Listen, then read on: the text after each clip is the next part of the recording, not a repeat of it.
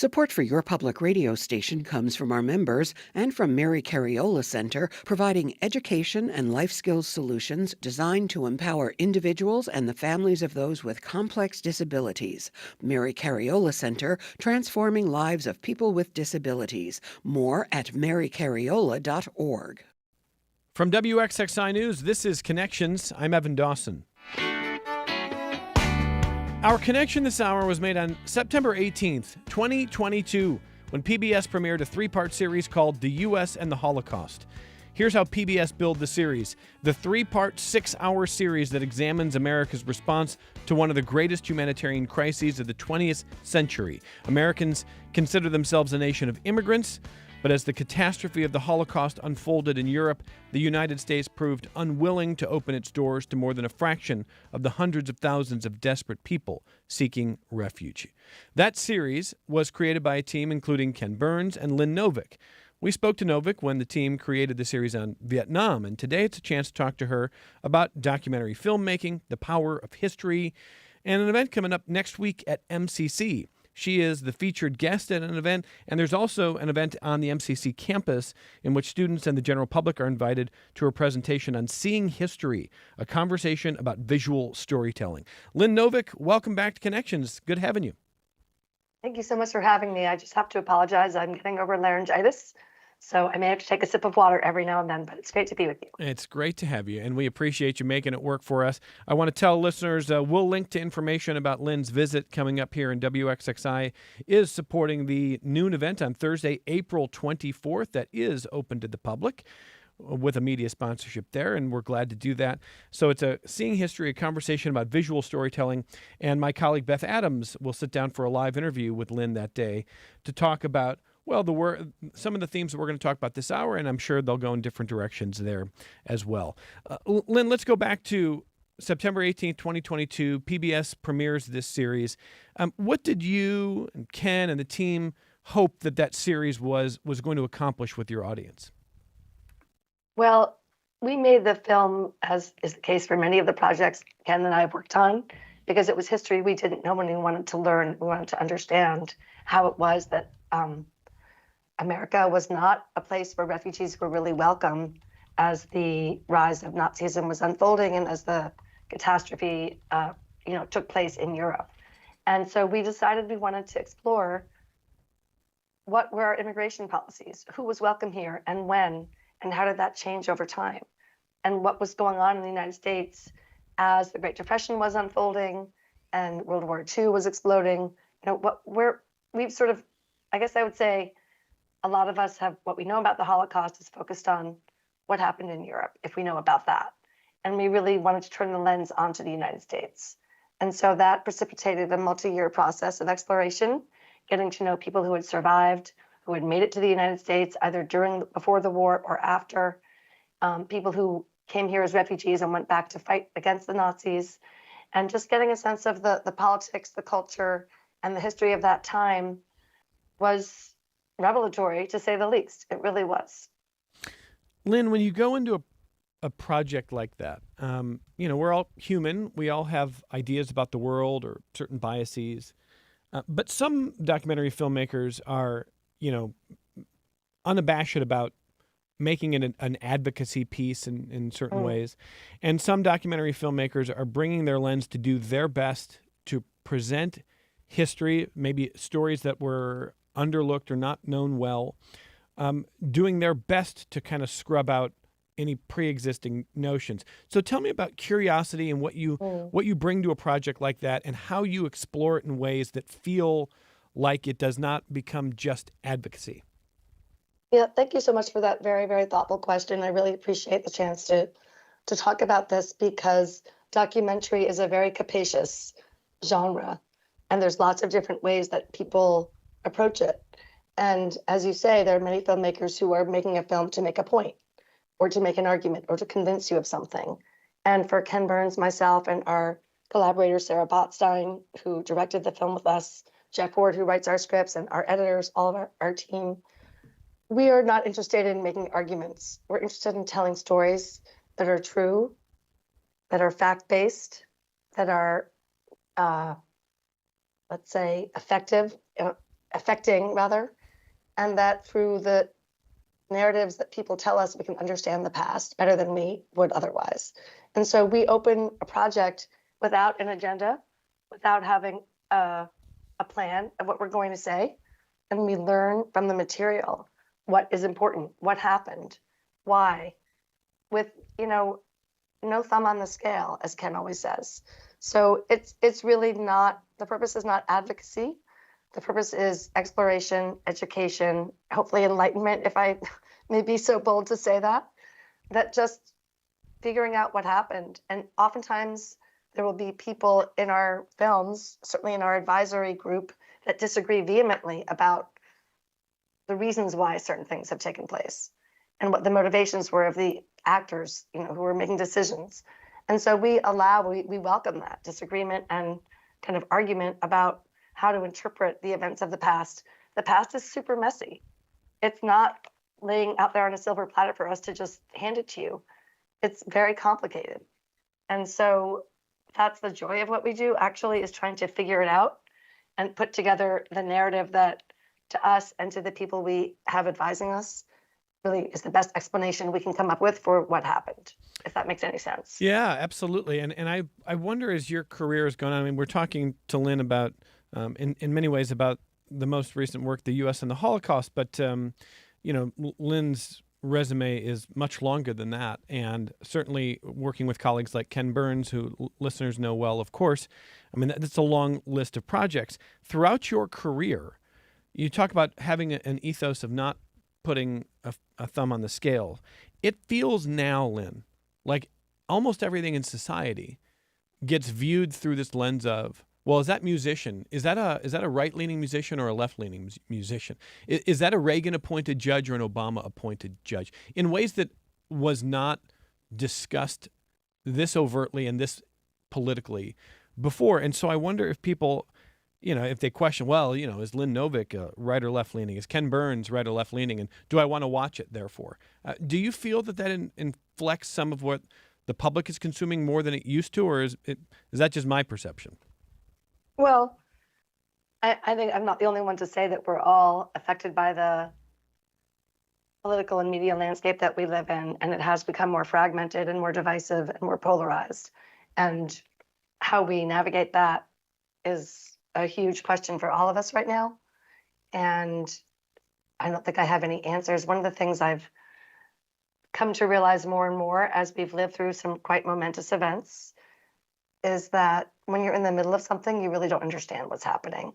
And people told us that about growing up in Europe, as Hitler was coming to power. You couldn't grasp the realities of your situation, or during World War II.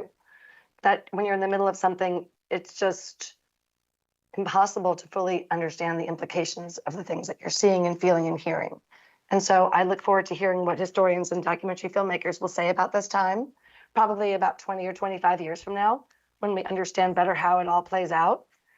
But I do like to hold on to hope that there is a space somewhere in the public media landscape, certainly, where we can, shall I say, rise above the polarization and find ways to come together around shared stories about our past. And sometimes that's very challenging, and perhaps no more so than now, but I do not give up hope that it can happen and it does happen. And I've seen it happen in our work time and time again, especially if we're telling a story that people are not familiar with but are curious about. And we're not telling you what to think, and we're not hectoring you about what you should feel or not feel about events that happened in the past. We'll just, lay it out for you. And when people tell their personal stories, pardon me, do you hear a fire alarm going off in my building? I don't hear it. Oh, good. Okay. We can reach people through direct connection to other human beings. And that is how we learn about what's going on in the world and our history. I think listeners know I'm a big fan of the work of my guest this hour, Lynn Novick, and her colleagues. And one of the first interviews I did hosting this program in 2014 was with Ken Burns. I think that was day 2. That was a pretty big thrill. Great way to start. Oh, wow. What project was that? Was that about the Dust Bowl? I'm trying to think. Anyway. I mean, I think we talked just about his entire. He was coming to Rochester for an event. Great. He was coming to Rochester got for it. an event, and he's always been so generous with his time. Lynn is generous. I mean, I want to mention again to listeners that there's a series of events coming up next Thursday, April 24th. There's a 5 p.m. event at Irondequoit Country Club, and MCC is glad to host Lynn for a dinner and presentation. And there's a noon event at MCC that WXXI is proud to be a media sponsor, and that they would love to see members of the public for an event called Seeing History, a conversation about visual storytelling. That's a live interview that my colleague Beth Adams will be hosting with Lynn Novick that day. So, and we've been talking about Lynn's work on the U.S. and the Holocaust, which was released in 2022. I want to listen to a clip that has been on my mind a lot lately, and I think it relates to the work that you do, and it relates to who sees it and how we even get our work in front of audiences, and who's in the dialogue and who's elevated. And what I don't want to do is I don't want to gatekeep and say that, well, only credentialed people can talk about something, but at the same time, you, Ken, the team, you have such experience and skill and qualifications to tell these complex stories. And now that there's a podcast and media landscape, well, let me just go ahead. Here's what happened. There was a recent debate that summed up a lot of these platforms, I think, and how fragmented we are. Joe Rogan hosts, of course, one of the most listened to podcasts in the world. He does numbers, of course, way, way bigger than I do. And probably bigger than PBS or a lot of legacy media sources. And one of his regular guests lately is a comedian named Dave Smith. Now, Dave Smith has become a regular commentator on Israel and Gaza. Smith and Rogan have strong views about Israel. And a British journalist named Douglas Murray has very different views about Hamas, about Israel, etc. Now, set aside, that's not what this is about. And that's not what we're talking to Lynn about. Set aside what supposed sides they're on. What I think is interesting is how each of them views the current dynamic, where a growing majority of people, especially men, are getting their information from popular influencers and brand builders and internet content creators who don't have much or sometimes any expertise. One of them is Daryl Cooper, a self-styled historian who has recently said that Churchill was the real villain of World War II, not Hitler. And Hitler would have been happy to make peace if not for Churchill. Joe Rogan had Cooper on his show, but not, actual historians. So this extended clip that I want to listen to includes Rogan and the British journalist Douglas Murray and comedian Dave Smith, with Rogan and Smith claiming that anyone's opinion is worth putting in a documentary or putting on a podcast or putting on a show and elevating, whether they have actual knowledge or not, that we're all equal. And they begin by talking about Daryl Cooper, who Rogan finds interesting and Murray finds dangerous. He's not doing a podcast like talking to people. Okay, nor is he doing scholarly work, nor is he working in the archives, clearly. Come on. I mean, he is not the historian of our era. He's not claiming to be. This is the thing, Joe. This is like punching jelly. No, but you don't consume his work. What I'm saying, because I don't need to consume endless versions of a revisionist history. I understand. But it's know not where this revisionist comes from. history. If you listen to his work, it's not revisionist history. He's basing it on historical work. I know. But okay, so this is my point about jelly. It's a shape-shifting thing. Comedian or historian? He's not a comedian. Historian or podcast? Would-be historian or actual historian? You say he doesn't claim to be a historian, but he's pumping out tens of hours of Neither history. does Dan Carlin. He doesn't claim to be a historian either. You see my point about the move. It's like some weird jiu-jitsu move. No, I don't. Where you say, hang on, you know all about this as well. You say, I'm not a historian, but I'm going to spend my time talking about history. I'm not a journalist, but I'm going to spend my time talking about this thing. I'm not an expert on this, but I'm going to spend my time talking about this thing. It's a weird move, yeah? I'm still slightly bemused about this move from I'm an expert on this and I have views to I'm a comedian. I've never claimed to be an expert on anything. This is the problem, Joe. I mean, if somebody Wait a minute, says you have to claim to be an expert on something to have an opinion on something? No, you don't have to be. You don't have to be. But So what's this is the like, issue? I'm not a historian, but I'm pumping out history. But wait a minute, I'm what not about an expert, just- but I'm talking all the time about But this you're not thing. even talking about specifically on what he just said. No, I'm saying this is my point about this. You say, I'm not an expert. So what's the solution? To not talk about it? No, it's to have more experts around. That's Douglas Murray talking to Joe Rogan and Dave Smith. And I'm curious to know what you make of that, Lynn. I mean, Murray is basically saying just make sure that the voices who are, that you're bringing on actually know what they're talking about. What do you think? Where I'm coming from, I'll just say, without engaging directly in this particular, these people and what they do and don't know about whatever they're talking about, Right. that I agree with the premise that expertise can come from different places. So, for example, I made a film about people who were incarcerated, who were earning degrees, college degrees while in prison. And they are the experts of their story. We're not going to learn about them from experts. We're going to learn about what it's like to be in prison and to go to college and to deal with this enormous transition from incarceration to freedom and reckoning with their past lives and the mistakes they've made and their families and thinking about how the world sees them and how they see the world, and all through the lens of education. And they're developing enormous expertise about many issues in our society. And I value their perspective and their opinion and their nuanced understanding of complex questions that an expert who has studied the same thing might not have. And I could replicate that with every project we've made in other words, someone who's lived through something and who's a witness is going to have a particular type of expertise.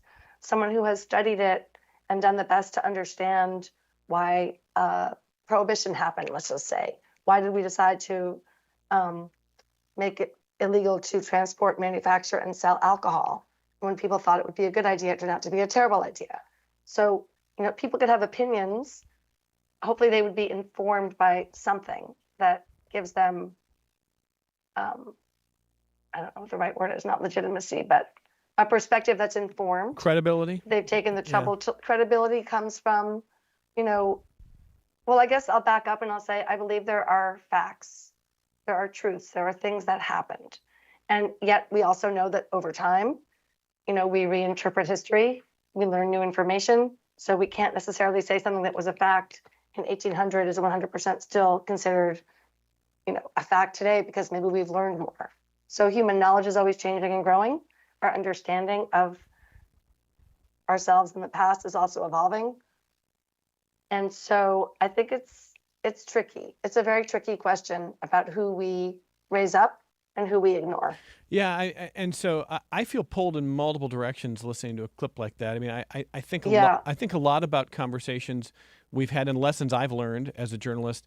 One example, the disability community has a really consistent refrain that's powerful that I've never forgot, which is nothing about us without us. And they want to be at the table as the experts of their own story, which is absolutely understandable. And you get tired of hearing about quote unquote experts talk about you when you're not in the room. And so, and that applies in so many different directions, and it's really, really powerful. On the other side of that, it's a strange and kind of indelible thing that leads to internet fame these days. I don't know how to quantify it. I'm not exactly sure what the right secret sauce is. For young men, it's mostly other sort of similarly aged men, the Theo Vons, the Joe Rogans, the Daryl Coopers, who have kind of exploded. And they don't tend to have a ton of expertise in a lot of the subjects they talk about. Daryl Cooper has become, Tucker Carlson held him up as some sort of counterculturalist historian because he's blaming Churchill, not Hitler, for the Holocaust and minimizing the deaths of millions of Jews. And, you wonder, how did we get here? How does this person end up at the center of the story when they don't have the credentials? And why is their message so appealing? Meanwhile, why are fewer people watching docs? Why are fewer people listening to public radio? It's a challenge for all of us. And I don't know what to do about it other than to just kind of try to talk our way through it and make sure that we're on different platforms and we're taking our mission to different places that maybe we didn't in the past. I don't know how you feel about that. Yeah, I agree with that. You can't play the exact same game, I presume. I really don't live on social media very much, and I don't. And so I know this is going on, but I'm so busy doing the work that we're doing that I don't have expertise, I'll say, on what to do about this particular problem. And I think if you have a loud microphone and you get taken a big microphone, you get taken seriously, right? And then that becomes a self-fulfilling prophecy. So I Yeah. guess I would hope that people with those megaphones feel some sense of responsibility to do their homework. I think that's And- I think that's so well said and so important, because I was listening to Dave Smith in that clip, the comedian, who's saying, like, I'm a comedian. I'm not saying I'm an expert. Yeah, but now if there's 50 million people listening to you, Right. all of a sudden it matters more whether you know what you're talking about. If you're just talking to people in your basement and 3 people are listening, okay. But if Exactly. 1 million people, if 500,000 people are listening to your podcast, then I think it's different. And I think that the responsibility probably would be different. But I mean, I don't know. I don't want to gatekeep either. I don't want to be the guy who's like, well, there's only journalists and then there's non-journalists and no one should. I mean, I don't want to do that either. I want everyone's voice to be respected. And that's part of what we try to do in creating a public square with this show, if that makes sense, Lynn. Absolutely. That's exactly, I think that's beautiful. And I think we can just expect of people who have, who want the microphone to have some sense of obligation to do their homework and to not say things that are so provocative and disruptive of this, that just get people riled up and angry. I mean, one of the things I've learned lately, because of both the work on the U.S. and the Holocaust and seeing what went on there, and the project I'm working on now on the history of crime and punishment in America, is just what a powerful emotion fear is. Fear is probably the most powerful human emotion. I wish it were love. I wish it were joy. I wish it were, curiosity, but fear trumps everything. Fear is the thing that we will, it will basically drive us to do things that we wouldn't otherwise do. And understandable, we have to survive as a species. So that's why fear is so powerful and why it has such a hold over us. But when people are using fear, Yeah, I want to. for a number of reasons, right? Then, and that's, that's dangerous. So I guess I would hope that anyone with a microphone or a megaphone is aware of the power they have. Let me grab a phone call, because if you don't mind, I'd love to ask you more about your next Sure. project in just a second here. Dario in Geneva on Finger Lakes Public Radio, WEOS. Hey, Dario, go ahead. Hello, thank you for giving me the very powerful microphone for a second. No problem. Hi, I just wanted to make a comment on how I think that popular media spheres, podcasters, especially big ones like Joe Rogan, tends to mistake the opinions or perspectives of a single person as a replacement for empirical data or expert-based information, because you can't refute an individual's perspective or story. And so they say, oh, well, this person experienced and said this. And while that is technically true, where it's coming from might not exactly be accurate or pertinent to the discussion at large. But it becomes a replacement for proper information and opens the gateway to warped perspectives. Yeah, Dario, it's a really good point, and I actually think that it actually gets deployed in 2 very different ways. One of them, and I won't mention any news networks, but news networks do this when you've got a news department and you have an information department, or if you've got talk show hosts or media commentators or primetime hosts who are not journalists. What they will do, what the news department can do, is say, well, people are saying X. People are saying that, a president wearing a tan suit is the sign of a president who doesn't love America. And you go like, what is that about? But by saying people are saying, and all you have to do is cite your primetime host who said it the night before, then it becomes news. That's not really news. And that's a way to kind of manipulate the news to push an agenda. And then on the other side of that are people who I think are acting in good faith, and they heard something, and they think that just hearing it on a well-listened-to podcast is an indication that it's credible because it's, a top 20 podcast. And, why else would this be on there? So I don't think it's malicious in that way. I also don't necessarily know that it's the best source to say, well, Lynn Novick, this ought to be featured in your next documentary because people are saying it. What do you think, Lynn? Yeah, no, it's quite a good device to say people are saying, and you don't really know what that means. So, it's there's all kinds of verbal devices or tropes or tricks people have to elevate something or to add more weight to something that shouldn't really have any weight, I suppose. Yeah. Yeah. This is really, I'm getting a little out of my lane, honestly, because I'm mired in the 19th century right now, and we're trying to sort of figure out from sources that we can, what's the history of the story we're trying to tell, and how things can get twisted around in the very fast world we live in right now is it's hard to even really grasp it while it's going on. I'd rather live in your world where you get to go back decades or centuries. But let me ask Dario if anything you want to add there. Go ahead, Dario. Is he there? Yeah, go ahead, Dario. How do you think we, as a culture, can combat this replacement of information and sources where they're replacing them with opinions? How can we combat that as educated listeners to these podcasts or information or news or whatever? Yeah, it's a really good question, and I would start by saying, Dario, and this is not just because Lynn's on this program, but really learning history and the context and the power of history through smart, well-credentialed filmmakers, documentary filmmakers, is a great place to start. I think understanding your sources is a good place to start. I think we should be teaching confirmation bias, recency bias, motivated reasoning in school to middle schoolers all the way on up, and probably reinforcing those messages all the way through higher ed for people who go, and because I think we have to understand our biases. I get affected by it all the time. I'm curious to know what Lynn thinks, but I think about your work on the various series I've already seen that you and the team do, Lynn, and I think that's a great foundation of knowledge. But how do we evaluate what's credible now?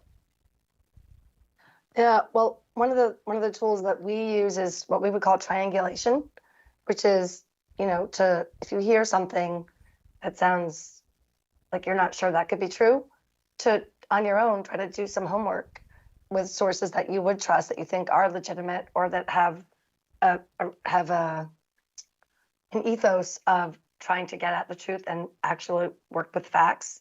And if you can verify something through multiple sources, then maybe that is true. And maybe it's new knowledge that we didn't have before. And that happens all the time. And that's great. That's exciting. And, the internet is a very dangerous place, though, because what gets served up to you is just the most popular thing, what the algorithm thinks you want to see. So it does. I wish I had training in how to do this, since I'm too old to have, learned how the internet functions in a way, right? I just use it without really thinking about it too much. I used to say when we were first doing the filmmaking work with Ken Burns in the 1980s and 90s, well, when the internet first started, I remember saying to my team, don't use Wikipedia. You have to go into a book and you have to find a source for whatever it is that we're looking for. You can't trust what's on Wikipedia. Well, we've all evolved. Wikipedia has a lot of, fact checking, and I'm not going to say whether everything on Wikipedia is true, but I think there's a lot of, my point is only it's good. The internet has Yeah. an enormous amount of data and information that is reliable, and parsing it and figuring out what isn't trustworthy is a challenge that we all face every day, every single day. Yeah, and Dario, the last thing I would say is I try to teach myself this all the time. I'm not trying to lecture from the mountaintop. I'm as flawed as anybody. But I try to remind myself that when my mind changes about something, or I learn a piece of history I didn't know about, or if I really start rethinking a bias or an opinion, that's not a moment of weakness. That's a moment of strength. That's a really powerful moment. And we don't have to tie every belief we have just to identity that is immovable. I think it's a very important thing to teach kids that you will go through life and you will not have it all figured out. And it's okay to not have it all figured out. It's okay to be humble. It's okay to listen more than you talk. And it's okay to understand where your biases come from. I struggle with that all the time, but I think that that's a really good thing that we can be doing. And then I trust really, really good journalism and credentialed experts and people who've been doing this for a long time, and people who are so good at it. And after we take our only break, I'm lucky enough to have just one of those people on this program, Lynn Novick, who is with us, the director and producer of the U.S. and the Holocaust, as part of a long list of outstanding pieces of work that you've probably seen on your public media, places like PBS.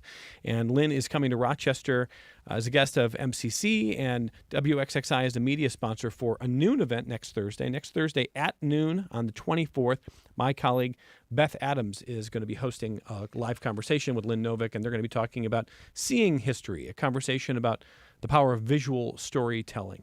And that should be an outstanding conversation there. They would love to see you there for that. We'll have information in our show notes if you want to attend. And then she's got an event that evening at Irondequoit Country Club as a guest of MCC. So a lot going on. And we're going to come right back and talk more about what is next for Lynn and the team. She mentioned a little bit about this series about crime and punishment. And we're going to talk about that next on Connections. Support for your public radio station comes from our members and from Rochester Area Community Foundation, presenting Evening Out with the Arts, a celebration of arts access featuring chamber music, ballet, live painting, and more, Wednesday, May 14th at the Harrow East Ballroom. Tickets online at racf.org. This is Connections. I'm Evan Dawson. So Lynn mentioned this next project, and can you give a sense to listeners, Lynn, how you and the team decide what stories to tell, and then if there is an average for how long you can? Yeah. I know it's going to change, and I know probably every time you think you're near the finish line, then something else pops up. But give me a sense for how that process works. Yeah, so we don't pick a topic lightly because we know how long it's going to take and what it's going to cost and what's going to be involved. And so often the case that projects will kind of percolate on a back burner for a while we're thinking about, should we do this or should we do that? And maybe events will change our mind, or we'll find out about a resource that would make the project really doable. And honestly, this idea of doing a history of crime and punishment in America has been something that Ken Burns and I and Jeff Ward and Sarah Botstein have been talking about for about 10 years, since we were working on College Behind Bars, and realizing that we didn't know anything about our criminal justice system, truly the history. I think we knew a fair amount about what was going on around us in this era of mass incarceration, but really did not know, I would say for myself, knew almost nothing about how the justice system operates, why we have prisons, what do the police do, what are the different states and the federal government's roles. I just really honestly knew nothing. So that's a really exciting opportunity to decide to make a film about something about you which you don't know that much, and you assemble a group of people to advise you. As I was saying before, people with lived experience of incarceration, historians who have studied it, people who have been judges, prosecutors, police officers, with historical perspective. And we basically sit in a room and start to hash out what should be in the film. And over time, we have put this together. It's coming out on PBS next year. And there's actually a Rochester connection, which I wanted to bring up. One of the really extraordinary characters that we've come across is a man who grew up in Rochester in the 1820s. He was part of the free Black community in Rochester. And his father died when he was about 6, and he ended up being sent as an indentured servant to a wealthier family because his mother couldn't take care of him. And to make a long story short, he ended up in juvenile detention. It wasn't called that then, but he misbehaved when he was a indentured servant away from his mother at age 6.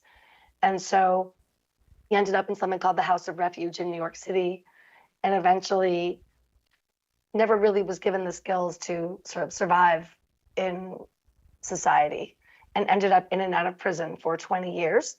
His name was Austin Reed, and he wrote a memoir of incarceration when he was in prison in New York State off and on. And the memoir was discovered about 10 years ago and published. And it's an extraordinary document told in the first person. So as we were talking about expertise, he is an expert on what it was like to go to prison in New York State in the 1840s. And so we're telling his story among many other stories in the film. How often are you finding remarkable stories like this, and then you end up saying, I don't know if we can get all this into the film? I mean, the cutting room floor has got to be filled with great stuff. Of course.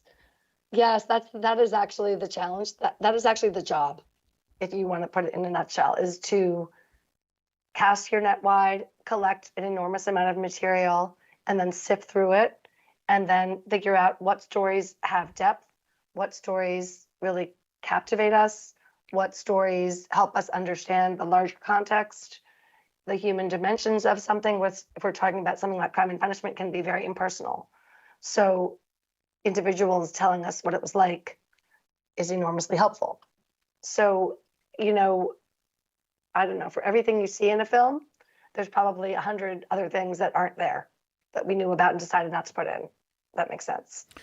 Yeah, and I'm always sort of thinking about how history connects to recent events, and I'm certainly not going to ask you to weigh in on fixing current politics, Lynn. That's not your job. It's above Thank you. it's above everybody's pay grade. But I'm thinking about this week. You have President Trump welcoming Bukele from El Salvador, who, as much as people might recoil at a person incorrectly deported from the United States and now in one of the world's sort of harshest prisons, and the leaders of our country and El Salvador are kind of going, well, there's nothing we can do. What is interesting about Bukele is he came to power when crime was high and people wanted something more authoritarian. And I wonder if there is, throughout all of history, if there is the sort of natural push-pull where when crime or public safety is viewed as more of an urgent problem, do we lean more authoritarian? And then over time, do we kind of put our gaze back on making sure we protect all human rights and due process? And is that an optimistic pose for me to strike? This idea that, hey, we figure this out over time to try to find a balance, as opposed to, keying in on what looks like atrocities, whether it's in the 1800s, 1900s, today. Yeah, that's very, very thoughtful. And I'm probably not fully prepared to answer it, but I will say, as I said before, that fear is such a powerful driver. And one of the fascinating things we've learned is that criminal justice policy tracks with fear. It doesn't necessarily track with crime.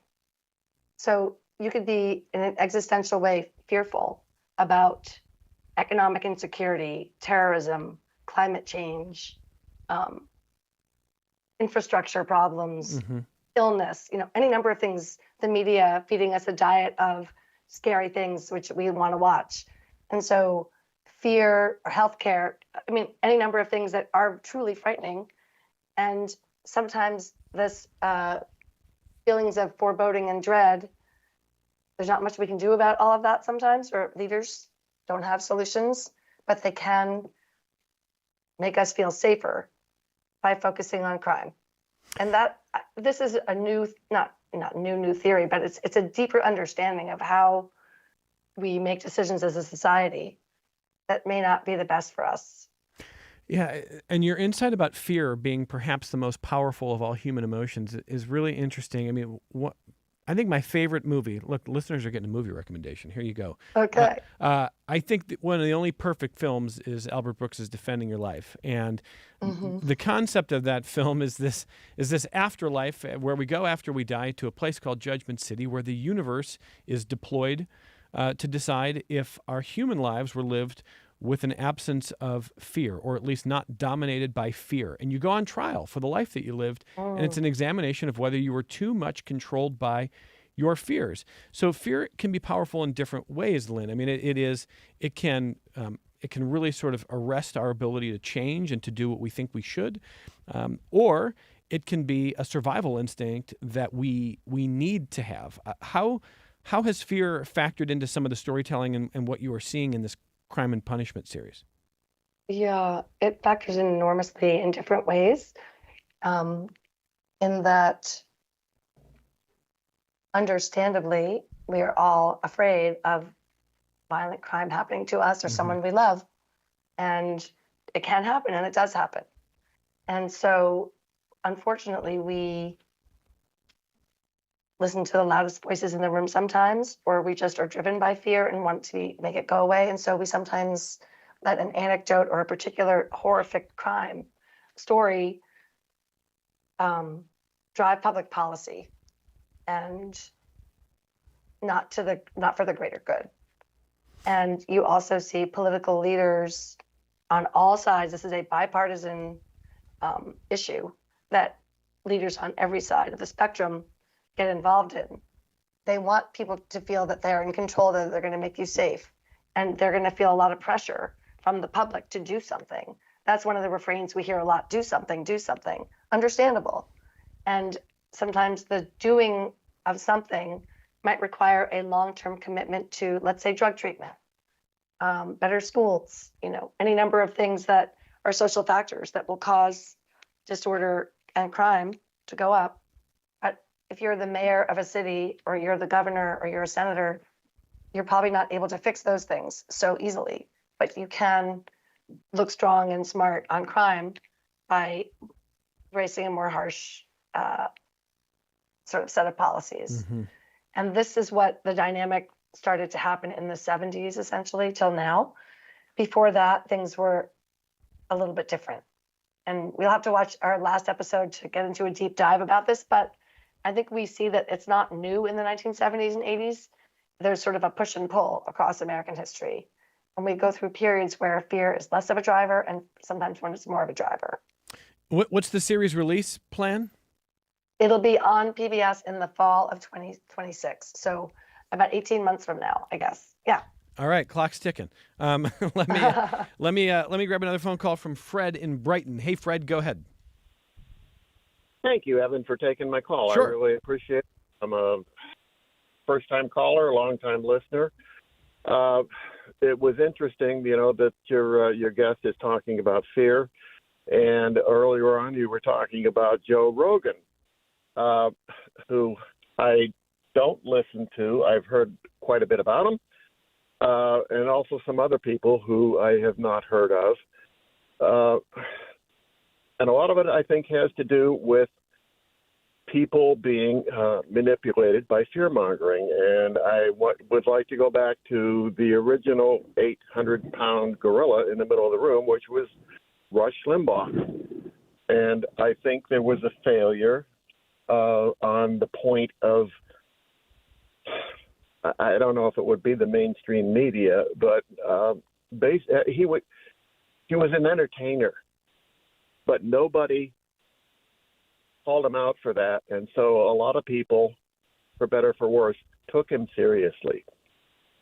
And I guess my question is there some way, with all these people who are out there, doing their podcasts and things like that, can be identified as having a political bent or just public opinion? And thank you. I'll take your answer off the air. Yeah, Fred, thank you. First of all, thank you for calling. Thank you for listening. It's always lovely to hear from people for the first time if they've been listening for a while. And I very much appreciate it, and the whole team here does as well. There's a lot of interesting stuff there, Fred. I guess I would think about connecting Limbaugh to some of our modern habits, and here's how I would do that. First of all, I saw a recent study, and the social psychologist Jonathan Haidt talks about this a lot, where teenagers and younger, kids single digit who use TikTok, 50% say that they wish TikTok was never invented. But it does exist. It's on their phones and they use it all the time. So they know that it's probably not good for them, or at least not in huge numbers, not in long stretches, but they do it anyway. It's not a great habit. They recognize that. And if it didn't exist, they'd feel better off, but they're going to consume it. Limbaugh was kind of the same way. I think people knew ultimately that probably wasn't the best form of entertaining people and dividing people. And that's not a career that I would have wanted for myself. I understand if you listen to Rush Limbaugh and you liked him, that's fine. But I don't know that it was good for the country. So I think Fred is making a fair point there. And we do need to think about how we consume and where we're getting information from, who we are elevating to the status of someone we trust. By the way, I don't dislike Joe Rogan. He's earned a lot of success. I like the idea of being open to hearing all points of view. He definitely has that as an ethos. I understand Douglas Murray's point that Rogan has tipped toward the conspiratorial or the uncredentialed lately. And Daryl Cooper is a great example. You can't sway me on Daryl Cooper. When Daryl Cooper says that Hitler was not the villain of World War II, I think we've lost it. But overall, I think the notion of fear, I think that's part of what Lynn Novick is telling us, is that fear is so powerful that it gets, it can drive policy, it can drive political campaigns, it can convince the public to go along with things, especially if they're scared for their families or their safety. And probably just a reminder to us, Lynn, to be aware of it, that fear is powerful and that sometimes it can be used against us, and sometimes it can be a powerful survival tool that could be helpful. I mean, it's never all one thing, but it is powerful. Yeah, and I was just to bring it back to the U.S. and the Holocaust, I think, that we set out to make the film to try to understand, as Hitler took over more of Europe and the persecution of Jews became more and more evident, and it was not something that had to be discovered after the war. Why was the United States not willing to welcome refugees? And the polling during the 30s, during the war, and after really didn't change much. And the public really felt we don't want to let people who are trying to flee Nazism come to the U.S., mostly Jewish people, but other people too. And it was fear. So that's just to bring it back to that. There was a sense that these are not people that are us. These are the other. These are people who don't belong here. They'll take away jobs. They'll do whatever anti-Semitic tropes were there that you couldn't trust them. I mean, there's a whole host of reasons, but generally it was fear, and fear that it would be bad for America to welcome more immigrants because even though America is a country of immigrants, at times of insecurity, the people who are the other are the threat. And it was pretty tragic to see that even as news was coming of millions of people being killed, there wasn't a sense among the broad American public that we should do anything about it. And that's pretty heartbreaking. Yeah, and Fred, if you want to mark the Limbaugh era as the start of the commodification of fear in the media, there's probably some case to be made there. He really wanted his listeners to fear Barack Obama and the idea that he might not have been born in this country, and what would that mean, and is he sort of a foreign agent? Those fears are totally irrational, but they're powerful. Barbara in Brighton. Hey, Barbara, go ahead. Hi there. You were talking about when Mr. Burns was in Rochester. One of the times was in 1999 or so, right around there, when he did the Katie Stanton and Susan B. Anthony film. And I just wanted to register my disappointment that it was only a half an hour, really, or whatever. It wasn't a full documentary, and I wondered if Lynn had anything to say about that. And also, I wondered if they were considering more women's history for another film. Okay, thank you, Barbara. Lynn? Yeah, I wasn't there for that event. I think the film that Ken and a colleague named Paul Barnes made about Elizabeth Cady Stanton and Susan B. Anthony, it was called Not for Ourselves Alone. I believe it's a 2-hour film, but they probably only showed a half hour of highlights when he came to Rochester. And so, I agree. It could have been longer. There could be more told about women's history for sure. And I'm definitely interested in exploring some themes. I haven't quite figured out what they would be, but there are so many extraordinary women whose stories never get told. And I think it would be beautiful to tell them. We do have a story in our history of crime and punishment of several incredible women, so you'll get to know them in the larger context of history of prisons and incarceration and reform and vigilantism. There's some amazing women who we have a lot to learn from. One of them her name is Kate Richards O'Hare, and the other is Ida B. Wells. So. Thank you, Barbara. Always good to hear from you. And Dennis in Pittsford. Hey, Dennis, go ahead. Hello, thank you. In the late 60s, I read a book called, it was the report of a presidential commission on crime. And the book was something like The Challenge of Crime in a Free Society. And it talked about the levels of crime. And, we've kind of gone through higher levels and gotten back down to those levels. And yet, at that time, it was considered so serious that there was a presidential commission. Wonder, you must have run into that, and I wonder how that figured into your work.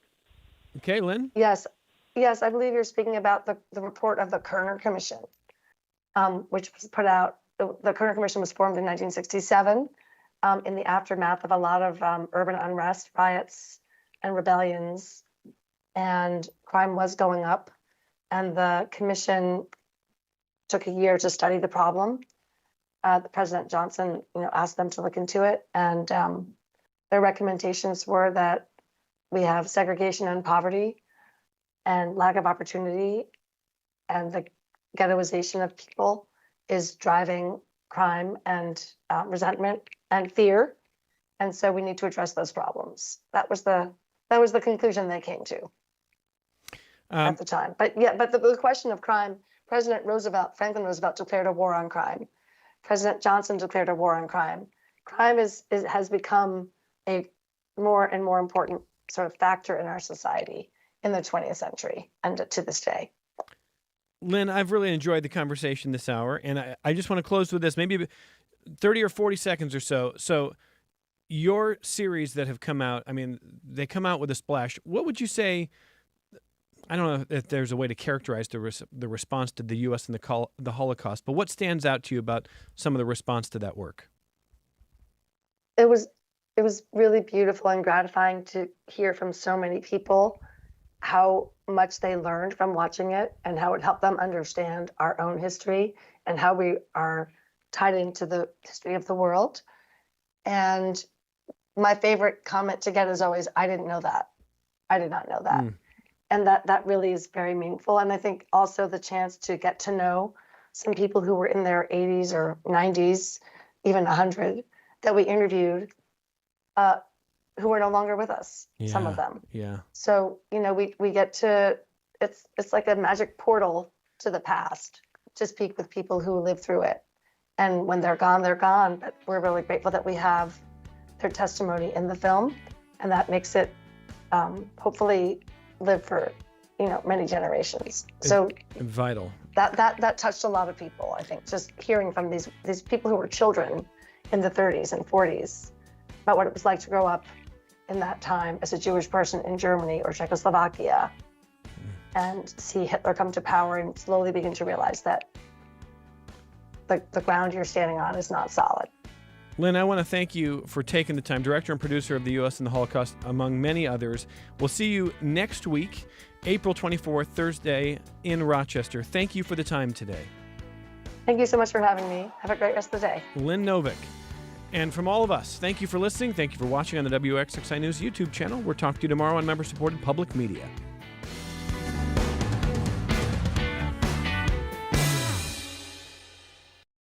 This program is a production of WXXI Public Radio. The views expressed do not necessarily represent those of this station, its staff, management, or underwriters. The broadcast is meant for the private use of our audience.